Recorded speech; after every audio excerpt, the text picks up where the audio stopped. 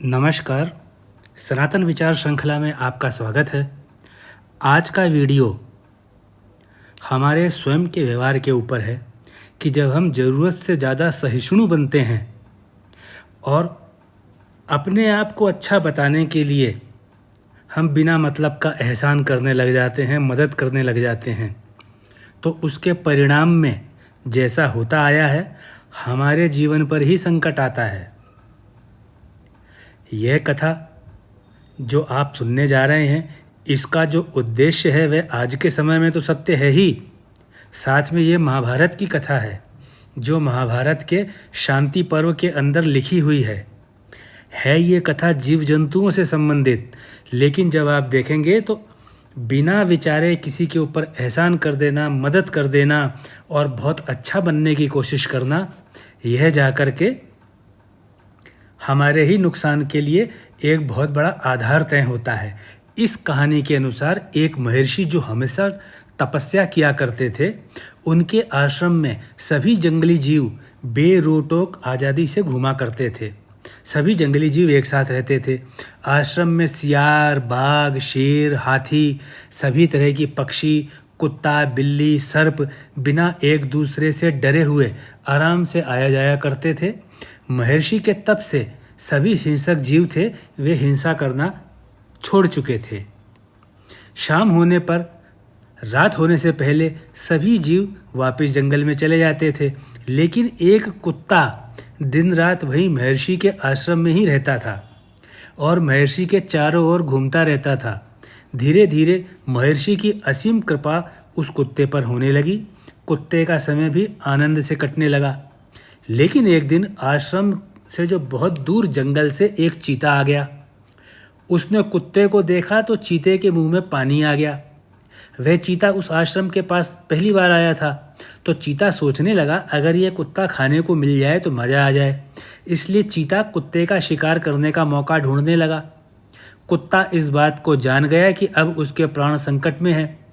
कुत्ता लड़ाई में चीते से जीत तो सकता नहीं था, इसलिए वह भागा भागा महर्षि के पास गया और विनती करने लगा, हे देव, दूर जंगल से एक बहुत शक्तिशाली चीता आया है, वह मुझे मार डालना चाहता है, मुझ पर दया कीजिए। कुत्ता महर्षि के पास में गया था तो यह सोच करके गया था कि महर्षि उसकी रक्षा करने के लिए चीते को या तो भस्म कर देंगे या आश्रम से दूर भगा देंगे। लेकिन महर्षि जो शांत हृदय वाले तपस्वी थे, बिना किसी हानि पहुंचाने के उस महर्षि ने कुत्ते को ही चीता बना दिया कि जाओ तुम अब चीता बन जाओ, अब तो कोई खतरा नहीं है। जब महर्षि ने अपने तप के बल से कुत्ते को चीता बना दिया तो अब वह चीता बनकर कुत्ता आराम से घूमने लगा और शक्तिशाली होने पर खुश होने लगा। साथ ही दूसरे कुत्तों से अपने आप को श्रेष्ठ समझने लगा। कुत्ते में और कुत्तों के प्रति जो प्रेम था वह भी नष्ट हो गया। लेकिन यह समय कुछ दिन ही रहा होगा कि महर्षि के आश्रम के निकट एक बाघ मतलब टाइगर, जो देखने में बड़ा ही शक्तिशाली था, वह दूर से कहीं से टहलता हुआ आ गया। वह बाघ आश्रम से बहुत दूर स्थान से आया था। उस बाघ ने चीते को देखा, क्योंकि पहले वह कुत्ता था अब वह चीता है। तो चीते को देखा तो सोचने लगा अगर यह चीता पकड़ में आ जाए, इसको खा लिया जाए तो मज़ा आ जाए। इसलिए बाघ उस चीते को अकेले में पाने का इंतजार करने लगा और रात के अंधेरे में चुपचाप एक किनारे बैठ गया।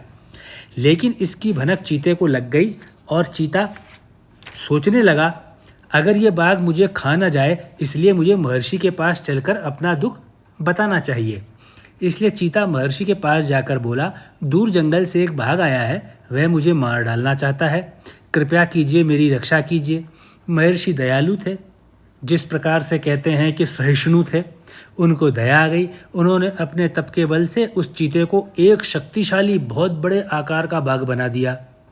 अब वह कुत्ता पहले चीता और अब बाघ बनकर जंगल में दूर दूर तक सीना चौड़ा करके घूमने लगा। कमज़ोर जीवों को वह कुछ समझता ही नहीं था, लेकिन वह अपने बड़े आकार वाले शरीर और ताकत के घमंड में ही रहता था और वह बड़े ही मौज से रहने लगा। जब भी उसकी इच्छा होती, हिरण, बकरी इन सब को मारकर खा लिया करता था। लेकिन यह उसकी खुशी ज़्यादा समय तक नहीं रही। एक दिन दो बड़े बड़े दांतों वाला एक विशाल हाथी आश्रम के बहुत दूर से टहलता हुआ आश्रम के करीब आ गया। और आश्रम का शांति और आनंद वाला वातावरण देखकर वहीं रहने का विचार करने लगा। क्योंकि जो हाथी था वह बहुत शक्तिशाली था और शांति प्रिय था, इसलिए बाघ को उससे ईर्ष्या होने लगी। वह फिर से महर्षि के पास रोते रोते पहुंचा और कहने लगा, यह आश्रम जो के पास में जो हाथी है वह आसपास टहलता रहता है, वह मुझे जरूर मार डालेगा। मैं तो इसके पैर की एक ठोकर में ही मर जाऊंगा। आप कृपया कीजिए कि आप या तो इस हाथी को यहाँ से भगा दीजिए। तो महर्षि ने कहा, इतने जीव जंतु हैं, सभी से प्रेम करना चाहिए, क्यों भगाया जाए। तो जो भाग बना हुआ था वह बोलता है, तो फिर आप अपने तप के बल से मेरे को उस हाथी से भी 3 गुना ऊंचा और ताकतवर हाथी बना दीजिए। महर्षि भोले थे, उन्होंने ऐसा कर दिया। अब वह बाहर से आए हुए हाथी से भी 3 गुना तो ऊंचा और उससे भी शक्तिशाली हो गया। इतना बड़ा हाथी बनकर के वह जैसे ही चिंगाड़ा, पूरा आसमान हिल गया और बाहर से आया हुआ हाथी डरकर आश्रम छोड़कर भाग गया। अब यह जो पहले कुत्ता था अब एक विशाल हाथी बन गया, तो मस्त होकर के पूरे जंगल में घूमा करता था। वह इतना शक्तिशाली हो गया था कि जिस भी किसी कमजोर जीव को आराम करता हुआ देखता उसे डराकर दूर भगा देता। सभी जीव उससे डरने लगे थे, परेशान रहने लगे थे। उसका डर सभी जीवों के मन में इस तरह से बैठ गया था कि उसका नाम सुनकर के भी सभी जीव डरने और कांपने लग जाते थे। अब फिर से समस्या आ गई। एक दिन एक शरभ एक जीव माना गया है जिसके 8 पैर होते हैं। आधा शरीर तो सिंह यानी शेर का होता है और आधा शरीर एक पक्षी का होता है। और शरभ जो है इस धरती पर सबसे शक्तिशाली जीव होता है। वह आश्रम के निकट पहुंच गया। शरभ के बारे में एक लाइन में सुन लीजिए। यह शैव धर्म ग्रंथों में बताया गया है कि भगवान शिव ने भगवान विष्णु के जो अवतार नरसिंह अवतार हुए हैं उनको शांत करने के लिए शरभ का रूप धारण किया था। तो अब जब यह शरभ आश्रम के निकट पहुंचा तो यह जो हाथी था जिसे महर्षि ने हाथी बनाया था, इस हाथी को उस शरभ से डर लगने लगा। इसलिए वह फिर से महर्षि के पास दया के लिए पहुंचा। तो महर्षि ने फिर से दया कर दी और अब उसे उसी कुत्ते को हाथी से शरभ बना दिया। जो पहले कुत्ते से चीता बना था, फिर बाघ बना था, हाथी बना था, अब शरभ बना दिया।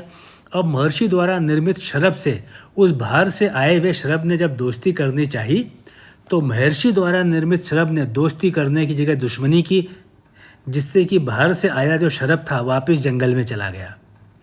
अब ये शरभ जो पहले तो कुत्ता था, फिर चीता बना, फिर बाघ बना, फिर हाथी बना, अब शरभ हो गया। उसको लगने लगा कि कहीं महर्षि जो इतने दयालु हैं किसी और जीव को भी शरभ ना बना दें। कितना अच्छा हो कि केवल मैं ही शरभ बना रहूं और आश्रम के आसपास, आश्रम के साथ साथ इस पूरे जंगल में राज करूं। ये आप देखिए, जब कृपा कर दी जाती है तो मलिन बुद्धि के जो प्राणी होते हैं वे इस प्रकार से सोचते हैं कि दूसरों का तो अस्तित्व ही ना रहे। अब शरभ सोचने लगा, मैं ऐसा करूं कि महर्षि किसी और जीव को शरभ ना बना दें। वह यही सोच सोच कर हमेशा परेशान रहने लगा। तो जो उसकी कपट और मलिन बुद्धि थी उसमें एक विचार आया कि यदि मैं इस महर्षि को ही मार दूं तो फिर कोई भी जीव शरभ नहीं बन पाएगा। इसलिए महर्षि की हत्या करने के लिए वह घात लगाकर चुपचाप छुप के बैठ गया उनकी कुटिया के बाहर और सोचने लगा कि महर्षि जैसे ही अपनी कुटिया से बाहर आएंगे मैं उनको मारकर खा जाऊंगा। लेकिन महर्षि ने अपने तप के बल से यह जान लिया और कुटिया के बाहर आकर शरभ से बोले, तुम पहले कुत्ता थे और मेरा पैर चाटते रहते थे।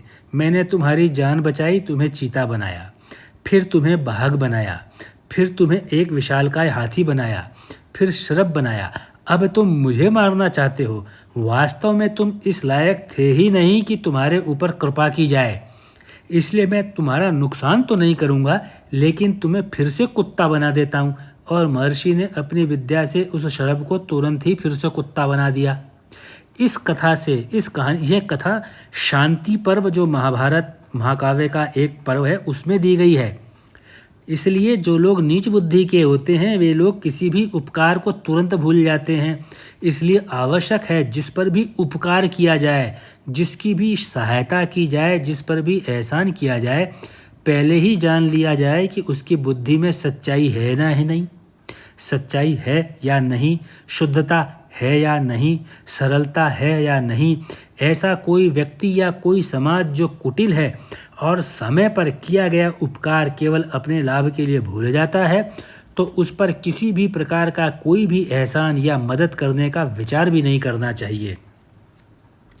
इसके लिए यह ध्यान में और विचार में रखने की आवश्यकता है कि हम उन्हीं लोगों से संबंध बनाएं, चाहे पारिवारिक हो या व्यापारिक, जिनके स्वभाव में सदाचार, कुलीनता, जितेंद्रियता हो।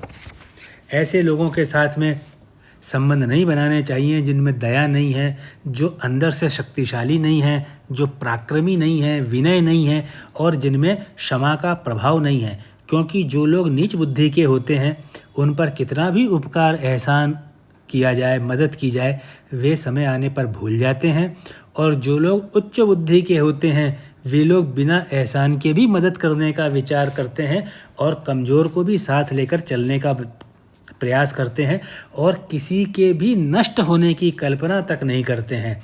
तो इस प्रकार से यह संदेश देने के लिए, जो कि वर्तमान के अंदर आज परिणाम दिखाई देता है, हम ही लोगों के पूर्वजों ने किस प्रकार से लोगों की मदद की, उनको गले से लगाया, माफ़ कर दिया गलती के ऊपर भी, और बाद में उन्हीं लोगों ने पलट करके पीठ पर वार किया।